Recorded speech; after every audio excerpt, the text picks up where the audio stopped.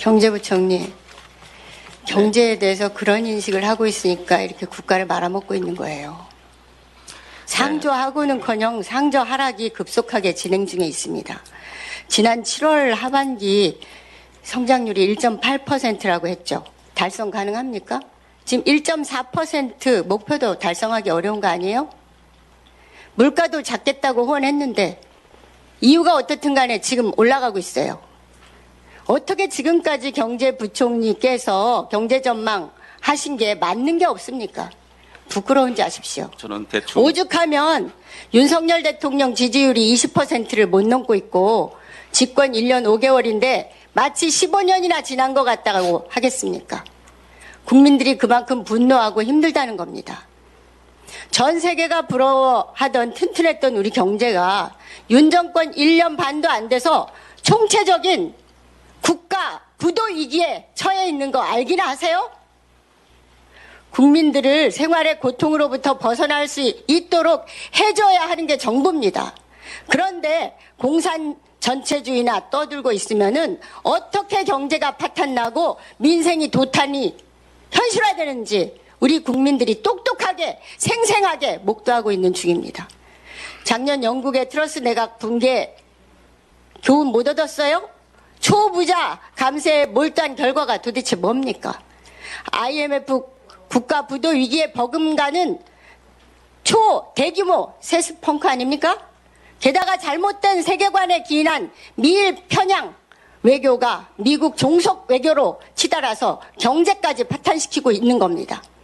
민간 투자와 소비는 날로 줄어들고 있고 중국 등 주요 무역 상대국과의 수출은 12개월 이상 감소하며 장기 무역 적자를 기록하더니 지금 흑자나고 있다고요?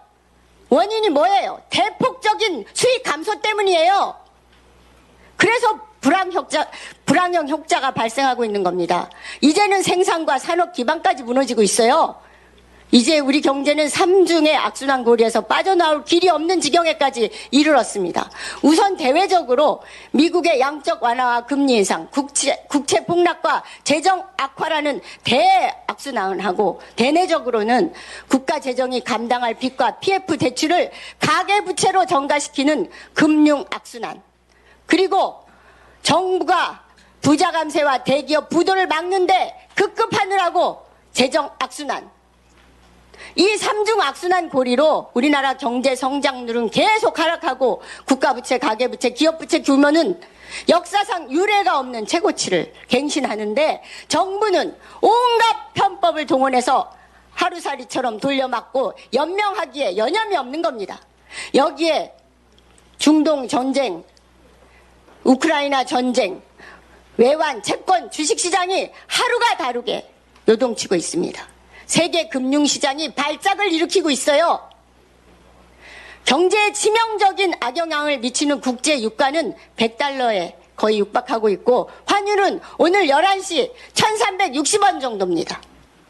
지금도 수출과 물가가 비상해 최강 경기는 급격히 얼어붙고 있고 경제 성장률도 2.9%에서 5차례나 낮춰서 1.4%라고 했지만 더 떨어질 것으로 전망됩니다. 외환위기 때보다도 더 나빠지고 있는 거 모르세요? 모르시면 당장 그만두세요. 선거 나갈 생각만 하지 말고. 본 의원은 윤석열 정부 경제정책이 이대로 계속된다면 조만간 국가부도 선언을 해야 할 수준의 심각한 국가 경제 파탄 지경으로 봅니다. 부총리는 어떤 책임을 느끼고 어떤 반성을 하고 있습니까? 사죄해야 되는 거 아닙니까? 이 사태를 도대체 어떻게 타개하려고 계획하고 있습니까? 부총리, 국민들은 아까 부총리께서 말씀하신 그게 결코 동의하지 않습니다. 지금 역사를 퇴행시키는 정권이 어떻게 국가를 한순간에 무너뜨리는지 창극을 보고 있는 겁니다. 무엇보다 국위구선의 외교정책으로 환원해야 됩니다. 부자 감세의 즉각적인 철회와 특권층에 대한 정당한 증세, 산업 전반의 구조조정과 혁신, 현 국가체제의 대전환이 없이는 이런 경제의 삼중 악순환 고리를 결코 벗어날 수 없을 겁니다. 근데 동의하지 않죠? 동의한다면 이렇게 하지 않았을 겁니다. 본 의원이 작년 국감에서 미중유의 경제 쓰나미가 몰려오고 있으니 제대로 대비하라 강조했습니다. 지금은 국가 부도 사태가 점점 다가오고 있으니 제발 정신 차려라. 이 말씀을 강조하지 않을 수 없습니다. 구체적 증거를 제시하겠습니다. 윤석열 정부 연초부터 예상된 세스펑크 발표를 미뤘습니다. 그러더니 한국은행에서 113조 빌려서 돌려막기 하고 있습니다. 이자로만 1,500억 지급했습니다. 이제는 환율을 방어하기 위해서 만들어 놓은 외국한 평형기금까지 털어쓰겠다고 계획하고 있죠. 건전 재정 운운하더니 재정 집행을 미루고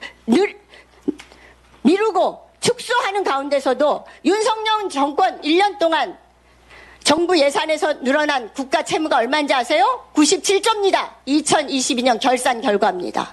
기재부가 제출한 겁니다.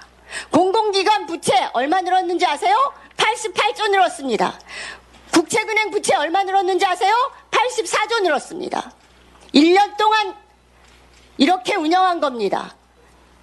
국가 채무가 현재 1068조고 공공기관 부채는 670조고 산업은행, 수출입은행 등 국책은행 부채가 829조입니다. 이것만 해도 2567조나 됩니다. 여기다 기업 대출도 1844조, 1년 만에 130조가 늘어났습니다. 이게 경제 파탄, 재정 파탄 아니고 뭡니까 도대체? 그런데 가계부채, 지옥에서 국민들을 살게 하고 있습니다. 국민들이 도탄에 빠져 있어요. 6월까지 가계대출이 1749조고 자영업자 대출이 1044조입니다. 국민 절반이 2300만 명이 빚 내고 살고 있습니다.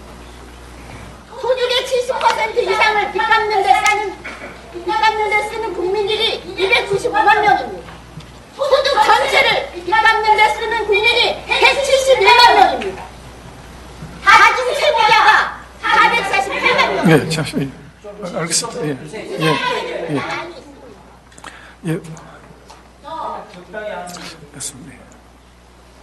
자, 마무리해 주세요, 우리 양 의원님. 윤석열 정권의 경제적 파탄과 재정적 파탄은 참으로 기가 막힌 상황입니다. 예측하는 말씀 없습니다. 어떻게 타파해야 할지 아까 저 반성과 사죄를 투표에 답변해 주시나요? 예, 잘 알겠습니다. 의원님께서 조금 언짢으실 수도 있겠지만은